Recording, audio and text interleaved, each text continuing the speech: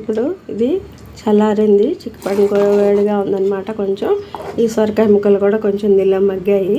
ఇప్పుడు నేను వీటిని పెట్టుకోవడం వల్ల ఈ చక్కగా గుమ్మడి ముక్కల్లాగా వేయండి, అలాగే టేస్ట్ ఉంటుందన్నమాట. పచ్చిమిరపకాయలు, చిన్న అల్లం ముక్క వేసాను, వీటితో పాటు జీలకర్ర దించే ముందు వేసాను అనమాట. ఉప్పు ఏమో ముందు ఎసరులో వేసాము. ఈ వడియాలు పెట్టిన తర్వాత చూపిస్తాను. నేనైతే ఫ్యాన్ గాలికి పెడతానండి. ముందు ఫ్యాన్ గాలికి పెట్టి తర్వాత పైన డాబా మీద పెడతాను.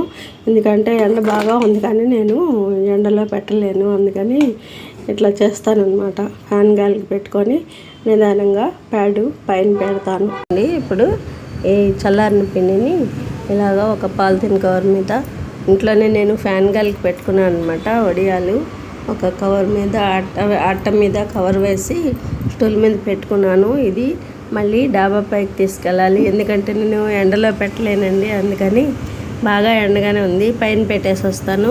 కింద పెడితే మళ్ళీ అటు ఇటు తిరుగుతూ ఉంటారు కదా, అందుకని డాబా పైన పెట్టేసి వస్తాను.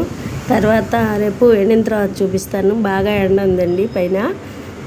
ఇంకా మిగతా పిండినేమో చిన్న చిన్న వడియాలుగా పెట్టాను. ఇవి ముక్కలు ఉంటాయి కాబట్టి రౌండ్గా రావన్నమాట ముక్కలు. మన ఇష్టం, చిన్న వడియాలు కూడా పెట్టుకోవచ్చు. ఉత్తి మినప వడియాలు అయితే చిన్నగా వస్తాయి, చక్కగా రౌండ్గా వస్తాయి. ముక్కలు గుమ్మడికాయలు వేసినా కానీ ఇంకేమైనా ఇలా వేసినప్పుడు ఇవి అంత కరెక్ట్గా రౌండ్గా రావన్నమాట. ఇవి ఎండలో పెట్టేసి వస్తాను. వచ్చిన తర్వాత మళ్ళీ చూపిస్తాను. ఇంకా చిన్న వడియాలు కూడా పెట్టేస్తాను. మిగతా పిండిని ఒక కవర్ మీద ఇలా పెట్టేశాను. నేను చిన్నగా కొంచెం ముద్దే కదా, అందుకని ఒక పాలిథిన్ కవర్ ఉంటే దాని మీద పెట్టేస్తాను. ఇంట్లో స్టూల్ మీద ఫ్యాన్ గాలికి ఇవి అవి మాత్రం ఎండలో పెట్టొచ్చాను.